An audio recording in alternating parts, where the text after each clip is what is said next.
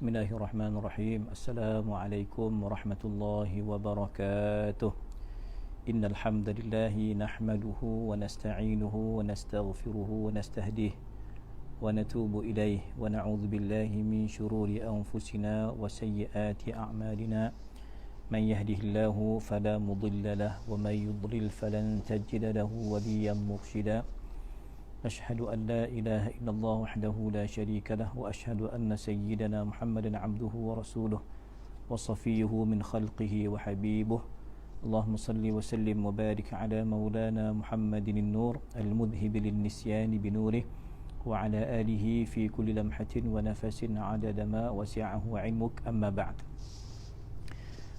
Para ikhwan, para penuntun pengajian tasawuf dan tariqat yang dirahmati Allah Subhanahu wa taala, pengurusan surau An-Nur Bandar Seremban Selatan, Haji Ramalan dan esko beliau, tuan-tuan, datuk-datuk, muslimin muslimat di mana juga anda berada, didoakan semoga kita berada dalam kasih sayang rahmat Allah Subhanahu wa taala. Jadi insya-Allah pada sesi malam ini kita akan menyambung perbincangan yang ditulis oleh pengarang penulis simposium tasawuf dan tarikat tahun 1960, iaitu almarhum Dr. Burhanuddin Al-Hilmi, ya, di mana beliau telah membahaskan senario tasawuf yang haraki, kalau boleh saya kata begitulah, tasawuf yang hidup, yang menyusun, yang mengatur segala aktiviti kehidupan kemasyarakatan, kenegaraan. Ini uniklah sedikit pengalaman beliau sebagai seorang ahli politik Islam, ya, dalam parti Islam. Maka beliau inginkan pengalaman itu dijelmakan dan diterjemahkan oleh setiap orang yang ingin berintimak, yang bergabung dengan tarikat. Maka ia perlu berada pada realiti, ya, dalam kita bertarikat. Maka sebab itu pada kupasan yang beliau sebutkan pada kelas yang lepas, kalau tuan-tuan masih ingat, Al-Quran dan tasawuf. Quran mengajak kita kepada kesucian, kepada kebersihan, ya kan, kepada pengabdian, nilai sebenar kita di sisi Allah Subhanahu wa taala. Kemudian kita juga bincangkan bagaimana kehidupan Nabi SAW itulah kehidupan tasawuf yang sebenar. Bagindalah sufi yang segala sufi, Sayyidul Arifin. Bagindalah yang memperkenalkan kita SOP yang dibawa oleh Nabi SAW, itulah yang sebenarnya benar dan jujur belaka.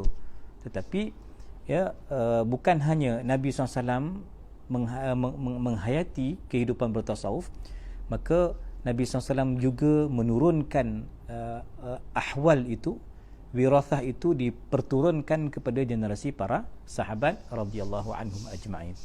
Maka di bawah tajuk itulah tajuknya, iaitu sahabat-sahabat dengan tasawuf.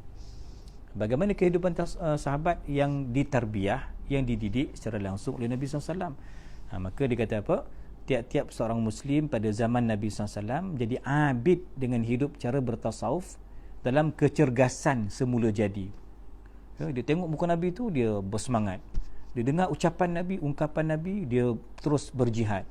Dia tengok apa yang Nabi lakukan, dia perhatikan tindak apa langkah Nabi SAW, maka mereka sentiasa bermotivasi untuk menghayati kehidupan bertasawuf yang sebenar. Maka dicatatkan oleh Dr. Burhanuddin di sini, sahabat Nabi melihat dunia, tapi pandangan mereka dengan pandangan kita mungkin sedikit berbeza ataupun banyak bezanya. Sebab mereka melihat dunia ini sebagai persediaan jambatan untuk menuju Allah. Mereka melihat dunia ini sebagai ad-dunu, rendah. Akhirat itu yang tinggi, akhirat itu yang mulia, akhirat itu segala-galanya yang baqa. Ya, maka dunia mereka itu, kemewahan mereka itu di tangan. Dia tidak masuk dalam hati. Sebab tu mereka mudah berjihad. Ya, mereka hidup untuk syahid. Mereka hidup untuk agama Allah. Ini beza antara kita dengan para sahabat. Maka sahabat ni tuan-tuan, menariknya tulisan seorang syekh doktor daripada Mesir, Dr. Said tuan-tuan, dia tulis bahawa tasawuf itu ialah keadaan para sahabat. Tasawuf itu apa? Bukan kita bahas tentang akhlak, bukan kita bahas tentang hati, tetapi tasawuf itu paling real sekali ialah suasana kehidupan para sahabat radhiyallahu anhum ajma'in. Di sini dinyatakan beberapa tokoh sahabat, ada 4 sahabat dinyatakan di sini, ya. Tapi saya nak jadikan dia 5 lah. Okey, yang pertama As-Siddiq, Abu Bakr As-Siddiq radhiyallahu an. Ya kan? Sayyidina Abu Bakar dikatakan di sini, ya, ibadahnya kerana takutkan Allah. Ya. Kalau dia solat itu, dia kata bau mulutnya macam sesuatu yang terbakar. Ya, jantungnya sedang dibakar kerana bimbang dan takutnya beliau kepada Allah Subhanahu wa taala.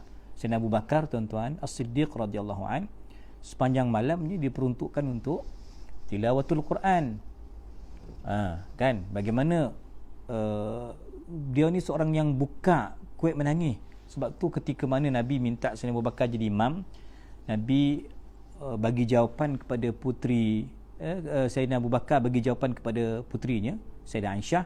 Maka kata Sayyidah Aisyah, kau beritahu Nabi dan ni kuat menangis, dia tak tahan dah, Nabi sedang sakit, nanti dia menangis tengah solat ni susah. Maka tuan-tuan, Sayyidina Abu Bakar ni memang kuat menangis kerana takutkan Allah Subhanahu wa taala. Ya kan? Jadi itulah dia, suka menangis kerana takutkan Allah taala, dan seorang yang sangat warak. Semua sahabat tuan-tuan level warak mereka cukup tinggi. Kalau termakan benda syubhah terus muntah-muntah. Kita tuan-tuan tak pernah muntah pun, syubhah ke apa masuk main hantam, ya kan? Dia termuntah-muntah. Ya, dalam peperangan kita baca sirah tentang perjalanan kehidupan Sayyidina Abu Bakar As-Siddiq radhiyallahu an. Kekayaan dia telah tiada yang disimpannya, tiada sisa baginya. Sehingga ditanya, apa yang kau tinggalkan? Taraktullaha wa rasulahu. Aku hanya meninggalkan Allah dan Rasulnya. Yang lain semua aku dah infakkan. Aku yakin dengan janji Allah, aku yakin dengan janji Rasulullah SAW untuk memenuhi suruhan jihad. Sayyidina Abu Bakar telah tunjukkan kita satu model yang terbaik dalam kehidupan bertasawuf. Ini dah satu contoh Sayyidina Abu Bakar Siddiq. Okey. Maka sebab itu pengkaji tuan-tuan dalam ilmu tarikat tasawuf ni melihat Sayyidina Abu Bakar ni ikon dalam bab musyahadah. Musyahadah, melihat semua ini daripada Allah Ta'ala, melihat setiap sesuatu itu daripada Allah Subhanahu Wa Ta'ala. Ada di kacamata asyuhud, maqamul musyahadah. Adapun sahabat yang kedua yang dinyatakan di sini iaitu Al-Faruq Umar Al-Khattab, Umar bin Al-Khattab radhiyallahu an. Tuan-tuan, kalau dari sudut keperkasaan beliau, daripada kemampuan beliau mengatur, menghancurkan Empire Rom dan Farsi, menguasai timur dan barat, tamadun yang kaya dengan segala harta yang cukup menonjol ketika itu tuan-tuan.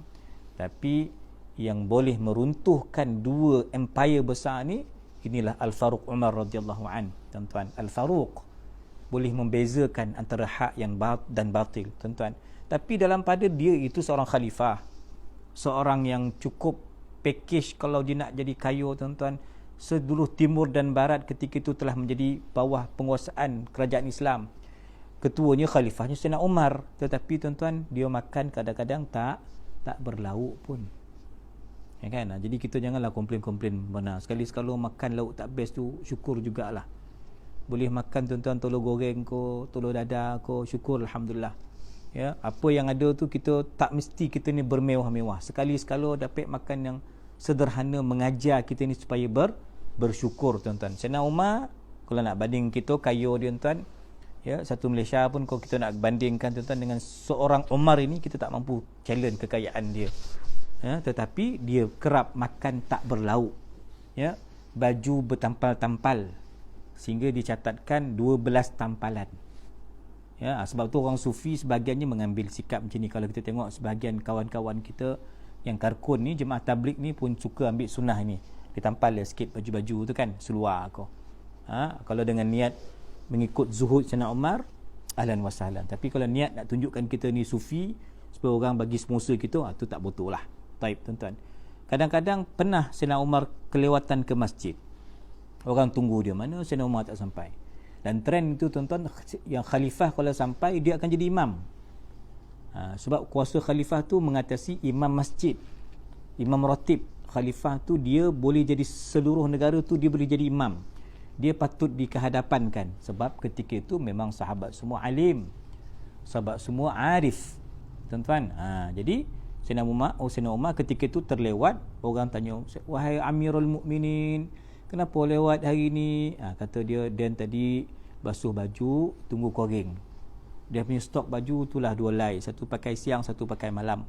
Maka membayangkan betapa zuhudnya Sayyidina Umar ni, tuan, Al-Faruq Umar. Maka orang kata kalau jalan mujahadah, ikon dia Umar Al-Khattab radhiyallahu anhu.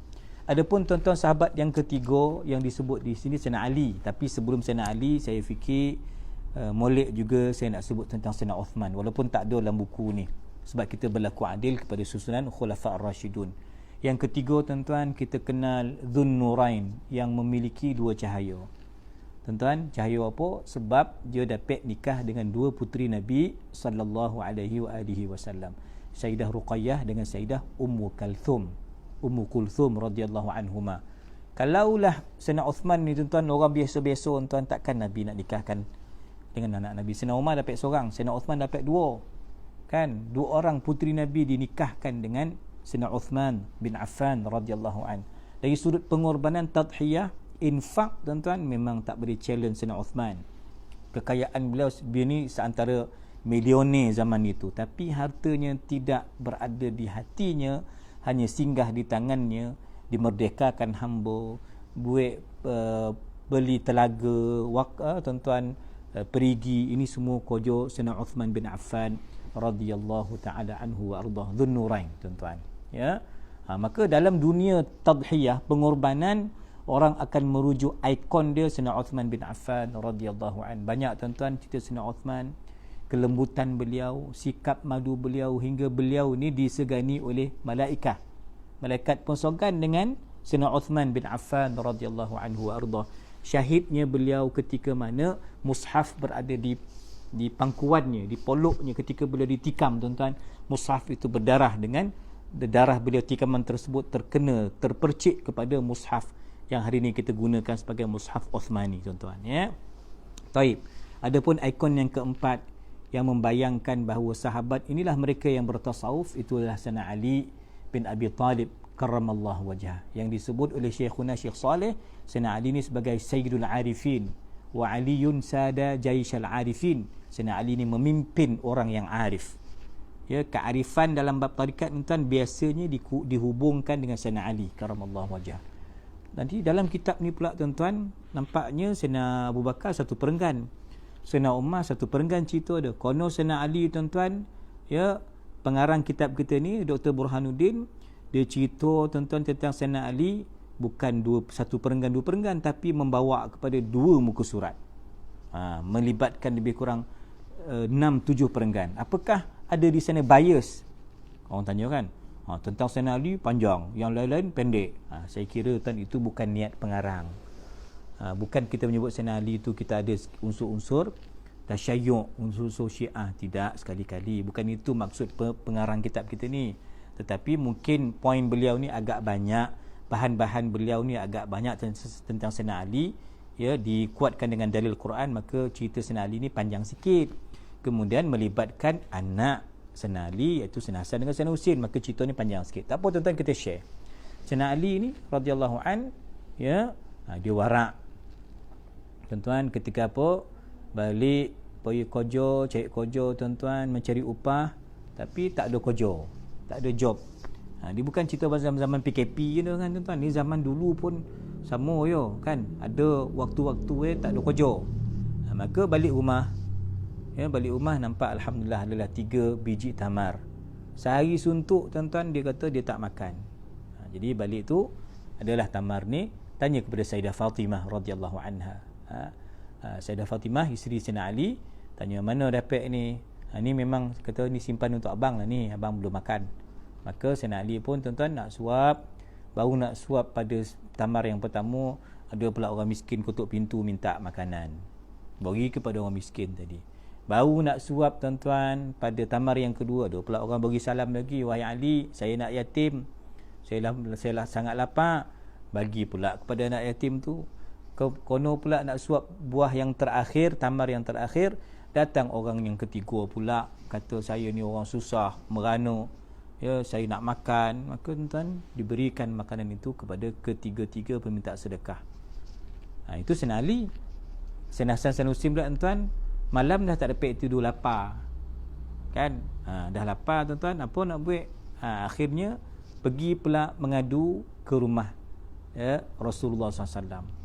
Rumah Nabi pun tuan-tuan tak ada stok makanan, ya kan, rumah Nabi. Dan Nabi tuan-tuan pernah berbulan-bulan, 2-3 bulan tak berasap dapur. Ya, kalau sahabat tahu keadaan Nabi, mereka akan jemput Nabi makan di rumah mereka. Tapi kadang-kadang Nabi sembunyikan kesusahan Nabi SAW. Stok makanan tak ada, Nabi kerap berpuasa, tak ada sarapan, tak ada makanan tuan-tuan. Maka oleh kerana pergi ke rumah Nabi, Sayyidina Ali, Sayyidah Fatimah, Sayyidina Hasan, Sayyidina Husin, 4 beranak ni pergi rumah Nabi SAW. Rupanya rumah Nabi pun tak ada apa-apa. Turun perintah Allah, turun ayat Quranul Karim, wa yut'imuna at-ta'ama 'ala hubbihi miskinan wa yatiman wa asira innama nut'imukum liwajhillahi la nuridu minkum jazaa'an wa la syukura. Sadaqallahul azim. Tuan-tuan, kita biasa dengar ayat ni kan dalam suratul Insan yang kita pagi pada baca pada subuh Jumaat. Okey. Mereka memberikan makanan daripada makanan yang sehabis dihajatinya. Kita nak makan, tapi terpaksa bagi orang yang miskinan wa yatim wa miskinan wa yatiman wa asira. 3 tadilah. Orang miskin, orang yatim, orang yang melarat. Ataupun asir itu diterjemahkan sebagai orang yang ditawan.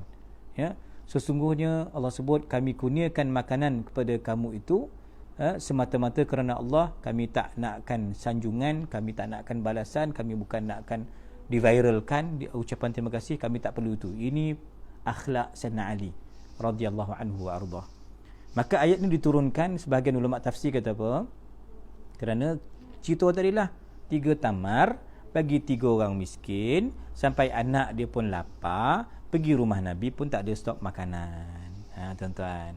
Maka sebab itulah dia kata di sini, kerana Allah ingin menunjukkan balasan kejujuran Sayyidina Ali karramallahu wajhah, ya, cerita karamah Sayyidina Ali pula. Maka Nabi kata apa? SAW, Nabi kata, okey, kerana malam ni kita tak ada stok makanan, kau pergi bawa satu bakul kosong. Tengah malam tu pergi kepada pokok tamar, goyang pohon tamar itu. Kemudian tuan gugur buah tamar memenuhi bakul tersebut, maka barulah seisi rumah tu dapat makan, ya, merasa tengah malam baru dapat rasa makanan tamar tersebut, tuan-tuan.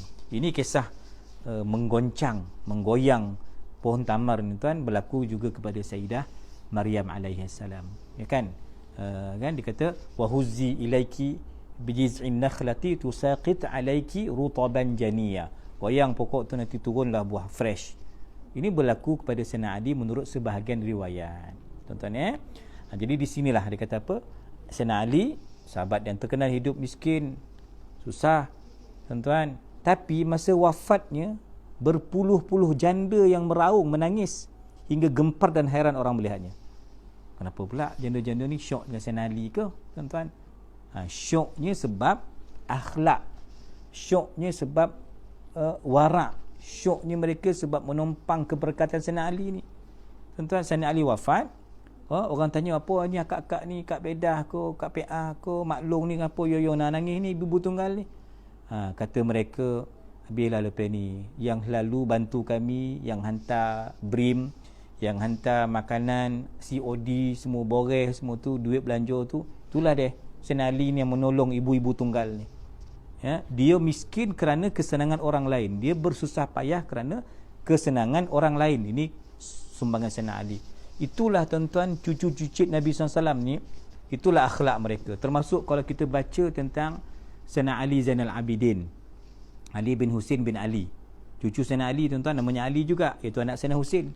Ali bin Husin bin Ali, tuan, begitu juga. Ketika meninggalnya beliau, orang Madinah 100 hari tunggu, mana makanan tak sampai ni.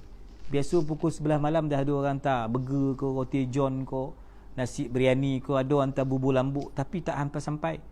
Mana ni, buka pintu subuh, patut depan pintu rumah dah ada boreh, dah ada gandum, tapi tak ada. rupa tuan-tuan, baru mereka tahu selama ni yang menghantar bekalan makanan di rumah mereka itulah Ali bin Husain bin Ali Zainal Abidin, cucu Sayyidina Ali. Ini pun perangai macam matuk membantu orang, tuan-tuan. Maka tasawuf itu begitulah dia hidup, tuan-tuan. Orang sufi di kalangan para sahabat yang mengajar kita, mereka menerima didikan pengajaran daripada Nabi SAW, disebut dunia ni sebagai ubur, sebagai laluan, bukan iqamah, bukan nak tinggal lama dah, transit. Kan, mereka faham itu konsep dunia. Maka termasuk juga, tuan-tuan, sahabat yang diperkenalkan dalam kitab kita ini selepas Sayyidina Ali, iaitu Sayyidina Abu Ubaidah bin Jarrah. Sayyidina Abu Ubaidah, tuan, ya, seorang pahlawan yang terkenal. Dia yang banyak membuka negara-negara Islam, tuan-tuan, ya. Beliau menjadi gubernur di Syam. Syam ketika, tuan-tuan, antara negara yang mewah, yang makmur dengan kekayaan. Syam itu merujuk kepada Damsyik, merujuk kepada Syria, Palestin, Jordan dan Lebanon. Kalau bumi Syam, tuan-tuan, besar jajahan dia, mewah dengan hasil mahsul, tuan-tuan. Ketika mana Sayyidina Umar, khalifah Sayyidina Umar ni, ya, melawat, pergi buat lawatan ke negara-negara Syam. Sayyidina Umar khalifah utama, gubernur, ya, yang jadi menteri besar di negeri Syam itu, iaitu Abu Ubaidah bin Jarrah radhiyallahu anhu. Pergi ke Syam, tuan-tuan, tengok, tuan-tuan, dia orang tanya, mana kau punya barang-barang kau, wahai Abu Ubaidah? Tanya khalifah kepada gubernurnya. Sayyidina Umar tanya Abu Ubaidah, mana dia kau punya ni, kereta kau mana, Mercedes kau mana, mana banglo kau, mana kuda-kuda kau, mana unta kau, mana kau punya aset kau, mentari, mestilah ada sesuatu yang kau simpan, yang kau nak gunakan. Maka Sayyidina Abu Ubaidah tunjuk dua bondo, tuan-tuan. Apa dia? Satu pinggan dengan solaitika. Wahai Tuan Khalifah, wahai Sayyidina Umar, wahai Amirul Mukminin, inilah harta saya. Apa dia tadi? Pinggan dengan ikan. Pinggan ini saya jadikan sebagai bekas untuk makanan dan bekas berwuduk. Satu bokeh tu, tuan-tuan, agak pinggan jenis macam mangkuk lah tu kan. Boleh guna untuk isi makanan, dan dah bersih nanti guna pula untuk jadi bekas wuduk. Ini Sayyidina Abu Ubaidah Al-Jarrah, seorang pahlawan Islam, ya, seorang pejuang yang sejati, tuan-tuan, yang membuka dunia baru, mengembangkan Islam. Abu Ubaidah hartanya cuma dua, pinggan dengan tika tu nak solat, tika tu nak relax, tika tu boleh duduk dengan tidur, tuan-tuan.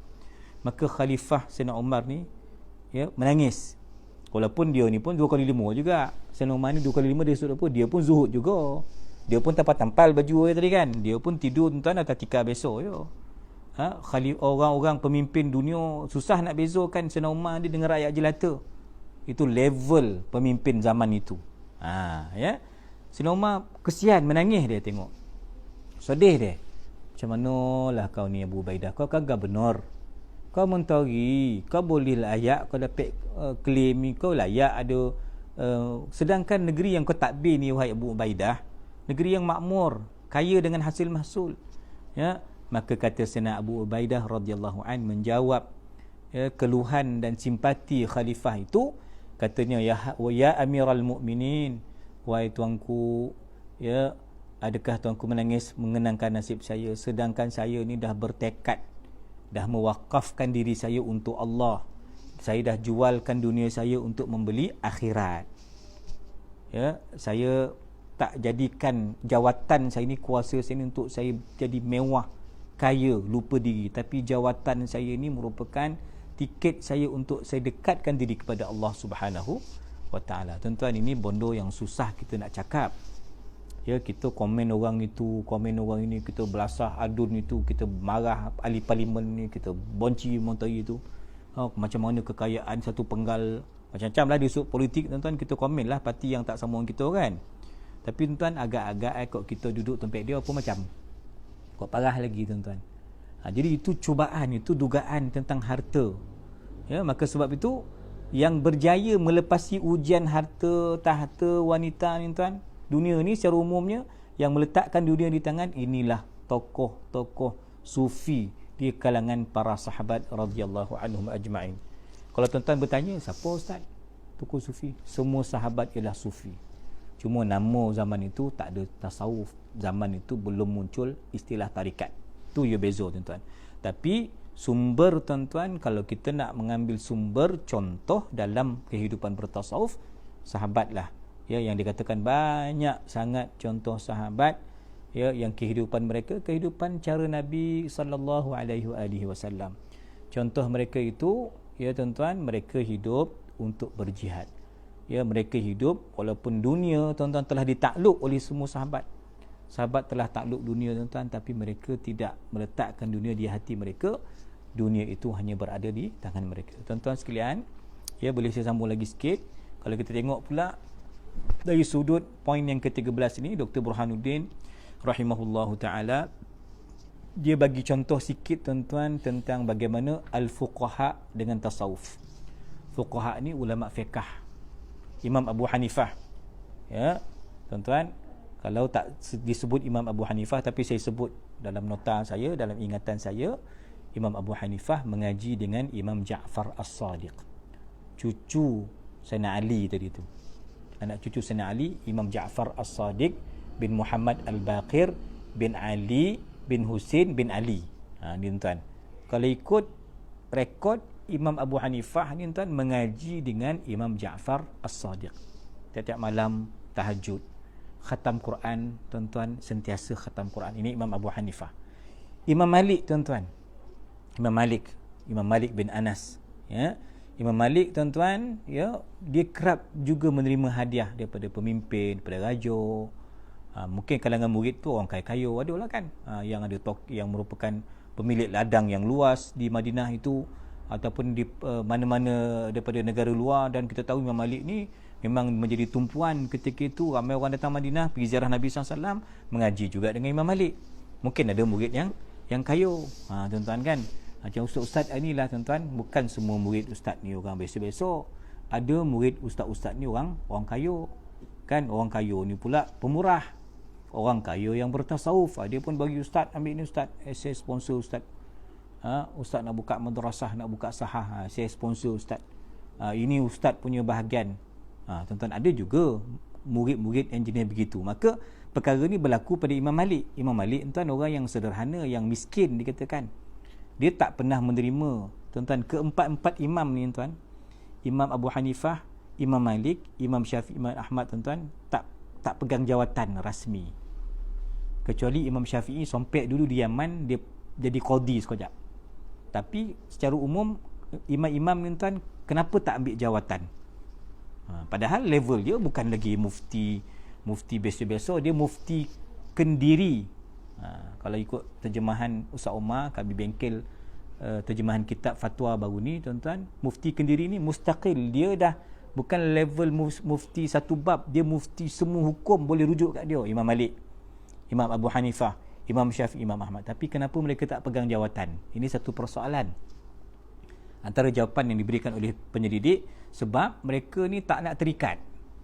Satulah, ya tuan-tuan. Sebab itu secara umumnya mereka ni bukan orang senang. Kecuali Imam Abu Hanifah, dia senang sebab dia berniaga, dia ada kedai. Tapi Imam Malik ni tuan, dia orang biasa-biasa. Cuma dia nampak senang sikit kerana bantuan-bantuan. Dan ingat satu fakta, zaman itu kalau pihak Baitul Mal, dia kalau bagi bantuan tuan memang banyak. Dia tak ada bagi satu kelas 150, sekali online 100, satu ceramah, bagi nak mampu lah ustaz tu ceramah orang lolap tuan-tuan, seminar sebagai, bagilah 400. Dengan itulah minyak, itulah tol hujan ribut ke apa lantak ustaz lah. Zaman itu tuan-tuan nak cerita, kalau sehingga tuan-tuan Khalifah Umar bin Abdul Aziz, dia sanggup bayar beratus ribu untuk satu slot ceramah. Cuba bayang tuan-tuan. Saya bukan nak kata kita ni ustaz sampul, pusat mata duitan, tapi kita kena buka juga wawasan ni pada pemerintah lah yang pegang duit ni tuan-tuan. Dia kena faham bajet itu juga mesti dibawa, bukan hanya kepada pendakwah-pendakwah, imam muda ke imam tua ke, pencetus ummah ke, pencetus huru-hara ke tuan-tuan, juga dibagi secara adil pada lobai-lobai kampung macam saya ni, macam Ustaz Kushairi tu kan.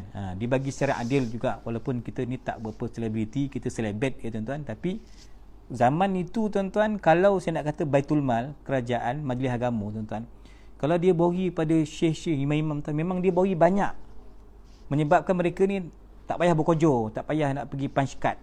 punch in punch out, sebab duit tu dah tersedia. Faham? Itu maksudnya dari sudut tu menyebabkan mereka tak ada tuntutan yang kuat untuk memegang jawatan rasmi, walaupun khalifah zaman tu paksa tolong pegang jawatan, mereka tetap minta maaf tuanku, kami tak nak pegang apa-apa jawatan, kami nak mengajar, menjadi pendakwah bebas sahaja. Ini zaman itu tuan-tuan. Maka Imam Malik ni, berapa minit lagi ya, saya nak habiskan cerita Imam Malik ni tuan-tuan ya, sebab dia berkait dengan imam kita. Imam Malik ni tok guru imam kita, Imam Syafi'i. Maka Imam Malik ni tuan-tuan, dia jadi agak bukan mewah, tapi dia agak selesa kehidupannya sebab bantuan-bantuan daripada pihak pemerintah, Baitul Mal, daripada orang murid-murid yang kaya ni, korporat-korporat ni yang support dia. Maka adalah sikit macam aksesori rumah, adalah sofa sikit, bolehlah pasang aircon, adalah sikit aset dia Imam Malik ni ya. Kudo, adalah kereta macam tu, ustaz adalah kereta ya. Bila Imam Syafi'i datang, dan tuan-tuan kena ingat Imam Syafi'i dah hafal kitab Muwatta' ketika umur 10 tahun. Imam Syafi'i jumpa Imam Malik ketika beliau berusia 13 tahun. Imam Malik ni dia senior, ulama senior yang ada haibah, wibawa. Gubernur Madinah tak berani jumpa Imam Malik, hormat dan takut, segan dia dengan Imam Malik ni tuan. Imam Malik tuan-tuan menerima Imam Syafi'i sebagai muridnya. Okey. Dan ketika itu Imam Syafi'i datang kali kedua, dia kata jumpa Tok Syekh dia. Dan nampak Tok Syekh ni nampak macam senang sikit. Jubah dia dah cantik. Mungkin jubah kali pertama dulu nampak macam apa? Macam kusut ke, macam bertampal-tampal ke kan? Murah ke, tak ada branded, tak kualiti ke. Tapi kali kedua tu Imam Syafi'i tengok guru dia, masya-Allah, Syekh aku ni dah mahal dah jubah dia. Sorban dia pun dah mahal dah ni. Ya. Kemudian nampak dia punya sofa pun orang kaya ni boleh beli ni, bukan orang awam ni. Tuan-tuan maka Imam Syafi'i perhatikan di rumah gurunya tu Imam Malik tu ada apa, ada sofa, ada sikit aksesori, nampak dah agaknya dalam hati Imam Syafi'i kata, Imam Malik ni dah tak sufi ke, dah tak bertasawuf ke ni, ada pula dia punya macam-macam pula nampak ni. Tuan-tuan maka ya, dibawa Imam Malik, bawa Imam, jom pergi ladang, pergi tengok ladang kudo, tengok kandang kudo, kan. Maka sebab itulah ya, sehingga Imam Syafi'i bertanya, Tuan Syekh, Tuan Guru, wahai Imam Malik, saya kat sini lama ngaji dengan Tuan, tapi saya tak pernah tengok pun Tuan Syekh naik kudo pergi masjid. Daripada rumah ke masjid, kenapa jalan kaki je, kenapa tak naik kudo? Maka tuan-tuan, bagi menjawab persoalan si murid ni, bagi menjawab soalan Imam Syafi'i ni, Imam Malik kata apa? Saya tak tergamak ya, memijak kaki kudoku di mana di sana terdapatnya maqam Rasulullah sallallahu alaihi wasallam. Tengok tuan-tuan, dia ada kenderaan tapi tak digunakan kerana memuliakan Nabi SAW. Bahkan dikatakan tuan, Imam Malik ni orang yang tak berselipar. Kalau berada di tanah haram Madinah, tuan, dia tak berselipar, memuliakan Nabi SAW. Maka Imam Syafi'i dengar cerita tu menangis dia. Ya, aku ni dah macam buruk sangka dengan Syekh aku ni, aku khabar dia ni bermewah lah, dah tak sufi lah. Padahal tuan-tuan, sedikit pun pemberian tuanku, pemberian kerajaan ketika itu tidak melunturkan takwa, tawakal, zuhud Imam Malik kepada Allah Subhanahu Wa Taala. Tuan-tuan, sehingga pun tuan-tuan, Imam Malik dihadiahkan barang-barang tadi. Imam Syafi'i, kau nak balik nanti kau ambil semua ni. Tuan-tuan, punya kayu Imam Malik, kayu jiwa. Dia kata yang ni kudo ni kau bawa, barang-barang ni kau ambil, kau angkut semua tuan-tuan. Tuan-tuan, ini guru yang pemurah. Ya, kau ambil ni kereta ni, rumah ni kau ambil semua. Tuan-tuan, kau dapat guru je, untung gitu kan. Ya, ini Imam Malik dengan Imam Syafi'i. Imam Syafi'i terima ya, apa yang diberikan oleh tok gurunya tu. Dia pun bawa balik lah, tok guru bagi. Kalau kita tok guru bagi, kita mesti ambil berkat, kita kata kan. Dia pun bawa balik tuan, sampai kat border sempadan kampung itu tuan-tuan, orang kampung beritahu ibu Imam Syafi'i. Dan tuan-tuan tahu cerita Imam Syafi'i ni anak yatim. Ya, abah dia meninggal ketika Imam Syafi'i masih dalam kandungan lagi. Kan? Kak Hajar, anak kau balik, anak kau dah alim, anak kau jadi mufti, anak kau hebat, tapi anak kau bawa kudo banyak-banyak, kudo, macam-macam peralatan kemewahan. Tuan-tuan tengok, agak-agak kalau mak zaman kita ni, apa yang kita buat? Yes, kita katakan, Yahu, anak aku jadi alim dan kaya. Bagus. Mungkin mak bapak cakap macam tu. Bagus, dia pergi balik daripada Mesir, pergi balik dari Jordan, Yaman. Bukan balik dengan ilmu, dengan sini, tapi bawa kapal terbang sekali. Mesti kita suka. Tuan-tuan tengok mak Imam Syafi'i ni kata, sampaikan kepada Imam Syafi'i, ya, aku tak nak jumpa dia kecuali dia bertemu aku dalam keadaan dia tu tak bawa apa-apa kemewahan. Seperti mana dia keluar dulu kosong, dengan tangan kosong, dia balik juga mesti dengan tangan kosong, tak bawa sebarang harta kecuali bawa ilmu dan bawa pengalaman dan sebagainya, tuan-tuan. Jadi mesej tu sampai kepada Imam Syafi'i, maka Imam Syafi'i pun, tuan-tuan, ikut cakap dia pun mengagih-agihkan kekayaan harta yang diberikan oleh tok guru beliau itu Imam Malik, maka barulah beliau dibenarkan bertemu dengan ibunya, tuan-tuan, ya. Berapa berekor-ekor unta dan kuda. Jadi rezeki orang kampung lah, tuan-tuan. Ini, tuan-tuan, contoh omak misali, ya, omak yang bukan menagih kekayaan, kemewahan, pangkat anak dia, tapi yang diinginkan, yang diidamkan oleh ibu misali ini hanyalah ketakwaan, zuhud, wara, kesufian, keilmuan anak. Itu yang paling biar. Walaupun kita kata tu bonus lah kalau kaya, tapi ibu Imam Syafi'i tidak memilih yang itu, langsung dia rejectnya. Dia hanya nakkan anaknya yang bernama Muhammad bin Idris Asy-Syafi'i berada pada pangkuannya, kembali kepada pangkuannya dengan keadaan normal yang biasa, zuhud, tuan-tuan, ya. Wallahu alam bisawab. InsyaAllah ada joki minggu depan kita sambung pula apa pula kisah Imam Ahmad bin Hanbal, tuan-tuan, ya. Wallahu alam bisawab. Cuma kita kena ingat, tuan-tuan, ya, kalau Imam Syafi'i ni, tuan-tuan, dia mengaji dengan Syaiban Ar-Ra'i. Imam Ahmad, tuan-tuan, dia mengaji dengan Imam Haris Al-Muhasibi. Wallahu alam bisawab. Aqulu qawli hadha wa astaghfirullahal azim li wa lakum. Assalamualaikum warahmatullahi wabarakatuh.